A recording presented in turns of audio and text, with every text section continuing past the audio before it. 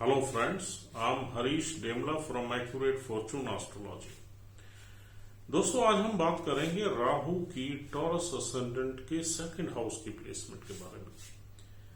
आइए जान लेते हैं कि अगर आपकी पत्रिका में राहु देव सेकंड हाउस में बैठे हुए हैं और आपका लगन टॉरस है तो आपको किस तरह के फल मिल सकते हैं। देखिए दोस्तों, राहु का संबंध एक ऑब्सेशन से है। राहु एक बहुत ही क्लेवर प्लैनेट है। राहु जहां भी बैठता है वहां पर उसका संबंध कहीं ना कहीं मटेरियलिस्टिक गेन से होता है, एसेट से होता है, वेल्थ से होता है, और वो अपनी चालाकी से या अपने शॉर्टकट मेथड से किसी न किसी तरीके से उस हाउस से या जहां भी राहु की दृष्टि होती है उन हाउसेस से वेल्थ जनरेट करने की कोशिश करता है। हालांकि ये वेल्थ जनरेशन जो है ये शॉर्ट टर्म के लिए हो सकता है, और क्योंकि राहु की दी हुई वेल्थ अपनी ही लाइफ टाइम में वापस भी चली जाती है ऐसा माना जाता है। जब तक दूसरे प्लैनेट्स की ब्लेसिंग्स ना हो तब तक राहु एक बहुत ही वॉलेटाइल प्लैनेट है जो आपको पैसा देगा भी सही और आपकी लाइफ टाइम में उसको ले भी लेगा। तो इस तरह के कंसेप्ट्स थोड़े से हमें पता लगते हैं राहु की प्लेसमेंट से। देखिए यहाँ राहु दूसरे घर में बैठा हुआ है। दूसरा घर का संबंध हमारी फैमिली से है, पेरेंटल फैमिली से है, हमारे एसेट से है, एक्यूमुलेटेड वेल्थ से है, हमारी वॉइस से है, हमारा स्पीकिंग पैटर्न से है, हमारे जितने भी एसेट्स हैं, चाहे वो मटेरियलिस्टिक एसेट्स हैं, चाहे वो गोल्ड की फॉर्म में है, प्रॉपर्टी की फॉर्म में है, या दूसरी किसी फॉर्म में एसेट्स हैं, जो हमारे इनहेरिटेड एसेट्स हैं, उनका ये हाउस है। और यहाँ हम अपनी फूड हैबिट्स वगैरह भी देखते हैं, तो यानी कि हम किस तरह का खाना खाते हैं, किस तरह की हमारी हैबिट्स हैं, फूड हैबिट्स हैं, वो भी हम इसी हाउस से देखते हैं। तो ये हाउस बेसिकली फैमिली और वेल्थ का ही कहा जाता है। अगर हम अपने शरीर के अंग देखें तो ये हाउस हमारे फेस का है।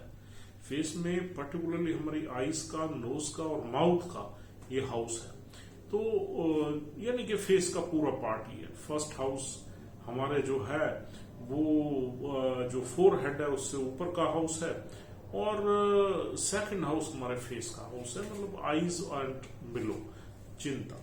तो दोस्तों यहाँ पर आइए देखते हैं कि राहु किस तरह के फल दे सकता है। देखिए राहु जेमिनी की राशि में यानी कि 3 नंबर राशि में एग्जॉल्टेड माना जाता है, यानी ऊंच का माना जाता है, क्योंकि राहु का यहाँ एक नक्षत्र भी मिलता है, आर्द्रा नक्षत्र, राहु का ही नक्षत्र है वो। और दूसरी चीज ये है कि कुछ हमारे पुराने ग्रंथों से हमें मिलता है कि राहु 2 और 3 नंबर में एग्जॉल्टेड होता है, ऊंच का होता है। तो अब अगर राहु 3 नंबर में ऊंच का है तो नेचुरली यहां ब्लेस करेगा, और फिर वेल्थ के घर में ही बैठा हुआ है और वेल्थ जनरेट करने में राहु की मास्टरी है। हाँ, राहु गलत तरीकों से वेल्थ जनरेट करवा देता है, यानी कि कभी कभी ऐसा भी देखा गया है कि राहु शॉर्टकट्स मेथड से, क्लेवर से, धोखेबाजी से, फ्रॉड से, इन चीजों से भी वेल्थ जनरेट करवा देता है। राहु का कनेक्शन जिस हाउस से हो जाए उस हाउस से रिलेटेड वेल्थ जनरेट करवाता है। राहु की दृष्टि जहां पड़ जाए वहां से भी कोशिश करता है कुछ ना कुछ पे वेल्थ जनरेट हो जाए। तो राहु का मेन संबंध जो है वो मटेरियलिस्टिक गेन से है, और वहीं हमारी ऑब्सेशन हो जाती है जहां पर राहु बैठा होता है। तो अगर राहु वेल्थ के घर में बैठा हुआ है तो यानी कि हमारी जो अर्नेस्ट डिजायर होगी लाइफ में वो वेल्थ इकट्ठी करने की ही होगी, और अपनी फैमिली और वेल्थ के मैटर्स को हम बहुत ज्यादा इंपॉर्टेंस देंगे, वहीं हमारा ऑब्सेशन रहेगा। और राहु यहां पर पैसा इकट्ठा जरूर करवा देगा इस घर में। हाँ, ये अलग बात है कि वो पैसा बाद में खराब भी हो जाए कुछ सालों बाद, जब भी उल्टी दशाएं चलें या किसी बैड प्लैनेट्स की दशा अंतरदशा चले, लेकिन एक बार राहु किसी न किसी तरीके से यहाँ इंसान को पैसा जरूर दिलवा देता है।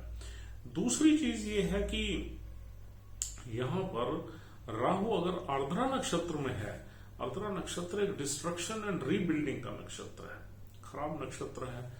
इसका जो है कनेक्शन स्टॉर्म से है, इसका रिलेशन स्टॉर्म से है यानी तूफान से है। और इसकी जो डिटी है वो रुद्रा है। रुद्रा शिव जी की थर्ड आई को बोलते हैं। तो और इसका एक जो सिंबल है वो एक टीयर ड्रॉप है यानी कि आंसू है। तो अब देख रहे हैं आप, इन सब चीजों की शेड्स अगर आर्द्रा में मिलती हैं तो ये नक्षत्र कहीं ना कहीं बुरे रिजल्ट्स देता है। और आर्द्रा नक्षत्र में अगर यहाँ राहु बैठ जाए तो हमारी फैमिली से संबंध खराब हो जाते हैं, हमारे वेल्थ को लेके झगड़े हो सकते हैं, फैमिली इनहेरिटेंस को लेके झगड़े हो सकते हैं, या फैमिली की वेल्थ को लेके परेशानियां हो सकती हैं। और यहाँ पर ऑब्सेशन या ग्रीडीनेस बहुत बढ़ जाती है इंसान की वेल्थ को लेके। यहाँ पर चाहे हम फैमिली के प्रति ऑब्सेस्ड रहेंगे लेकिन उसमें झगड़े भी बहुत रहेंगे, और हम अपनी वाणी से ही अपने रिलेशनशिप को डिस्ट्रॉय करते रहेंगे, क्योंकि ये 3 नंबर राशि हमारी स्पीकिंग स्किल्स की है। और फिर यहाँ भी हम स्पीच पैटर्न देखते हैं, तो यानी कि हम अपनी वाणी से ही अपने रिलेशनशिप को खराब करते रहेंगे। और फूड हैबिट्स को अगर हम यहाँ देखें तो राहु फूड हैबिट्स को अमेजिंग नहीं देता। यहाँ हम नॉन वेज वगैरह भी ज्यादातर जिनके यहाँ राहु आर्द्रा में होता है वो नॉन वेज वगैरह भी खूब लेते हैं। खाने पीने में वो कोई प्रिकॉशंस वगैरह नहीं लेते, जो भी उनको मिल जाए सब वो खाते पीते हैं और मौज मस्ती में रहते हैं। तो यहाँ पर हमारी हेल्थ वगैरह भी अफेक्ट हो जाती है अगर राहु आर्द्रा में है तो। पर्टिकुलरली अपने नक्षत्र में कोई भी मैलिफिक एनर्जी ज्यादा पावरफुल हो जाती है, फिर तो उसी की चलती है। हाँ, अगर राहु किसी और नक्षत्र में है तो वो नक्षत्र उसे इन्फ्लुएंस करेगा। यहाँ तो राहु अपने ही नक्षत्र में है, और जब भी कोई भी प्लानेट जो मैलिफिक है, जो हमें दुख दर्द देने वाला प्लानेट है, अपनी ही नक्षत्र में बैठ के और ज्यादा पावरफुल हो जाता है, और ज्यादा खराब रिजल्ट्स देने पे उतार हो जाए। फिर आर्द्रा नक्षत्र भी खराब ही नक्षत्र है।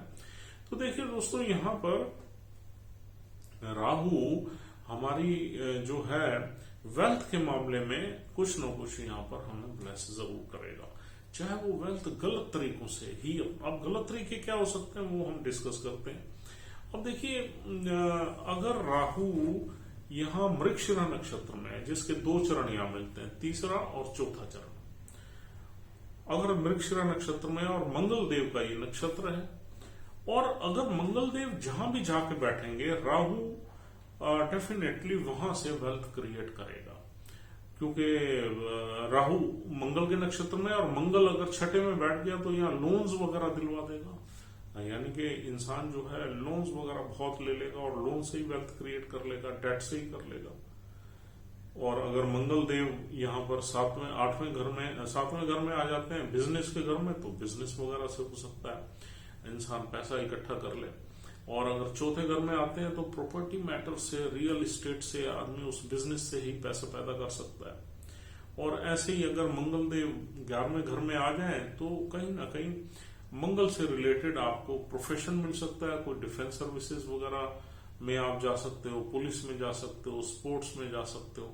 तो यानी कि मंगल जहां भी बैठेगा, 8वें घर में मंगल बैठ जाए तो आपको इनहेरिटेंस से ही पैसा जनरेट करवा देगा। तो मंगल के नक्षत्र में अगर राहु बैठा है तो मंगल की प्लेसमेंट बताएगी कि किस घर से ये राहु पैसा जनरेट करवाएगा। सपोज मंगल 5वें घर में ही बैठ जाए तो स्टॉक मार्केट वगैरह में ले जाएगा और राहु वहां से पैसा पैदा करवाएगा। तो यहाँ आपको वेल्थ से ब्लेस करने के 90% चांसेस मिलेंगे अगर राहु आर्द्रा नक्षत्र में नहीं है। तो अगर मंगल की पोजीशन खराब है, मंगल बहुत ही खराब बैठा हुआ है, तो हम कह सकते हैं कि यहाँ पर रिजल्ट्स हमें अच्छे नहीं मिलेंगे। सपोज मंगल नीच का ही बैठ गया 3रे घर में तो हमें अच्छे नहीं मिलेंगे, हमें इमोशनल अग्रेसिव भी हम होंगे और भी बड़े नुकसान हो सकते हैं नीच का मंगल बैठने में। या मंगल 12वें में अपनी राशि में बैठ जाए तो फिर ये आपको विदेश में भी ले जा सकता है, यहाँ बैठा हुआ राहु, ठीक है ना। अगर मृगशिरा में है और मंगल 12वें में अपनी राशि में बैठ जाए तो ये विदेश का योग बन जाएगा आपका सेटल होने का। तो इस तरीके से आपने एनालाइज करना है इस प्लेसमेंट को। इसमें एक और चीज देखने वाली है कि बुध देव कहां बैठे हुए हैं।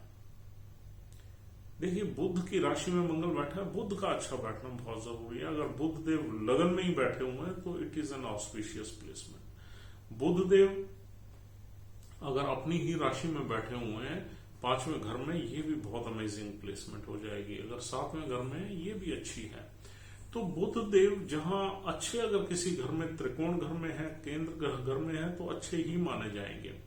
हाँ, बुध देव अगर नीच के बैठे हुए हैं तो यहाँ फिर थोड़ी सी डेफिशिएंसी मिलती है हमें वेल्थ जनरेट करने में। तो राहु यहाँ पर, हालांकि राहु हिम्मत जरूर करेगा, कोशिश जरूर करेगा, लेकिन अगर वो जिस राशि में बैठे हुए हैं उसका लॉर्ड ही वीक है, तो वहां पर वीकनेस रहेगी वेल्थ जनरेट करने में।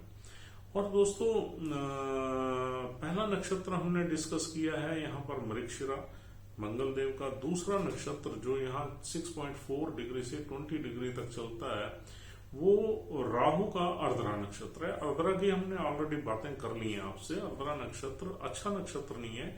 इसमें राहु वेल्थ जनरेट तो करवा सकता है, लेकिन शॉर्ट टाइम के बाद, कुछ सालों के बाद, वो वेल्थ का नुकसान भी आपसे करवा लेगा, या वैसे ही ले लेगा वेल्थ किसी न किसी तरीके से। तो अर्द्रा नक्षत्र इज ए बैड नक्षत्र। अब अगला नक्षत्र यहां मिलता है गुरुदेव का पुनर्वासु नक्षत्र, यानी कि जुपिटर का है। उसके यहां पर आपको 3 चरण मिलेंगे। 3 चरण उसके मिलेंगे, पहला, दूसरा और तीसरा। तो अगर पुनर्वासु नक्षत्र में यहां राहु बैठा हुआ है, तो गुरुदेव का यानी जुपिटर की प्लेसमेंट आपको बताएगी कि राहु कहां से और कैसे वेल्थ जनरेट करेगा यहाँ। और अगर गुरुदेव की प्लेसमेंट अच्छी है चार्ट में, तो डेफिनेटली यहाँ पर वेल्थ अच्छी जनरेट हो सकती है। और अगर गुरुदेव की प्लेसमेंट यहाँ पर वर्स है आपके चार्ट में, तो यहाँ पर डेफिशिएंसी रहेगी वेल्थ जनरेट करने में। यहाँ हम ये नहीं कह सकते कि अगर राहु एग्जॉल्टेड है तो आपको हमेशा ही अच्छे रिजल्ट्स देगा, नहीं। उसमें आपने 2-3 चीजें जरूर देखनी है। एक तो लगन का स्वामी स्ट्रांग होना चाहिए, यानी कि शुक्रदेव स्ट्रांग होने चाहिए, क्योंकि टॉरस लगन है। दूसरा, बुध देव अच्छे बैठे होने चाहिए। तीसरा, राहु जिस नक्षत्र में बैठा है उस नक्षत्र का लॉर्ड वेल प्लेस्ड होना चाहिए। तो आप इनको अकॉर्डिंगली 3 भागों में डिवाइड कर सकते हैं। तो अगर तीनों ही चीजें अच्छी हैं, तो यहां आपको 90% अच्छे रिजल्ट्स मिलेंगे। और अगर यहां में से 2 हैं तो 60% लगा के चलो। और यहां पर अगर एक ही प्लेसमेंट अच्छी है तो 30% रिजल्ट्स मिलेंगे। ऐसे आप इस तरीके से थोड़ा सा कैलकुलेट करने में आपको आसानी रहेगी। और दोस्तों, बाकी 10% आप एस्पेक्ट के नंबर भी लगा लो, और दूसरे जो इंपॉर्टेंट प्लैनेट्स हैं इसमें आपके इस चार्ट में, उनके भी नंबर लगा लो। तो दोस्तों, इस तरीके से राहु यहाँ इन्फ्लुएंस करेंगे आपके 2nd हाउस में बैठ के, आपको इस तरीके से ब्लेस कर सकते हैं। लेकिन राहु एक ऐसी एनर्जी है जो आपको गलत तरीके भी अडॉप्ट करवा देती है। यानी कि अगर आप किसी ऐसी ऑर्गेनाइजेशन में काम करते हैं जहां पर थोड़े से लूप होल्स हैं, तो Rahu will inspire you to adopt some wrong means to generate wealth. तो उसका आपने थोड़ा सा ध्यान रखना है। और दूसरी चीज ये है कि राहु के टाइम में जो हमें सडन वेल्थ मिलती है, अनएक्सपेक्टेड वेल्थ मिलती है, वो वेल्थ हमारे हाथ से निकलती जरूर है। उसका भी आपने ध्यान रखना है। उसको संभालने के लिए आपको कुछ न कुछ अच्छे कर्म करना बहुत जरूरी है, कुछ न कुछ चैरिटी करना बहुत जरूरी है, कुछ न कुछ राहु के काम करना जरूरी है। यानी कि गरीबों को कुछ न कुछ दान देना जरूरी है, ताकि वो वेल्थ की ब्लेसिंग थ्रू आउट लाइफ आपके पास रह जाए। अगर आप कुछ नहीं करोगे तो वो वेल्थ फॉर श्योर आपके हाथ से निकल जाएगी किसी न किसी तरीके से। तो दोस्तों, यहाँ की प्लेसमेंट के ये मिले जुले रिजल्ट्स आपको जरूर मिलेंगे। वेल्थ के घर में अगर राहु बैठेगा तो वेल्थ से जरूर ब्लेस करेगा। और आपके लिए चैलेंज बस यही रहेगा कि उस वेल्थ को आपने रोक के रखना है और अच्छे कर्म करने हैं, ताकि वो वेल्थ आपके हाथ से दोबारा न जाए। I think this is all for the day. उम्मीद करता हूं इस प्लेसमेंट से आपने इन डेप्थ चीजें पकड़ ली होंगी। और इसमें एक चीज और भी आप देख सकते हैं कि राहु की दृष्टि किस किस घर पे। राहु यहां बैठा हुआ, 2nd हाउस में बैठा हुआ, राहु की जो 5वीं दृष्टि पड़ेगी वो 6ठे घर पे पड़ेगी। 5वीं दृष्टि 2, 3, 4, 5, 6ठे घर पे पड़ेगी और 6ठे घर को जरूर एक्टिवेट करेगा। यानी कि छठा घर किसका है, डेट का है, लोन्स का है। तो यहाँ आपको अगर आप बिजनेस एक्टिविटी में है तो लोन ज्यादा आप पे चढ़वा सकता है। ये आपके एनिमीज को सप्रेस रखेगा, चालाकी से, क्लेवरनेस से आप अपने एनिमीज को हमेशा दबा के रखेंगे। और कुछ यहाँ से राहु फैमिली डिस्प्यूट्स भी आपके एक्टिवेट कर सकता है, क्योंकि डिस्प्यूट्स का घर है छठा, और कुछ लोन्स वगैरह भी आपको दिलवाने में हेल्प कर सकता है। और इसकी जो 7वीं दृष्टि है वो पड़ेगी 8th हाउस में। 8th हाउस में ऑलरेडी केतु बैठा हुआ है, तो वो इसकी दृष्टि ज्यादा काम नहीं करती, वहां पर केतु का होल्ड है, तो केतु अपने फल दे रहा होता है।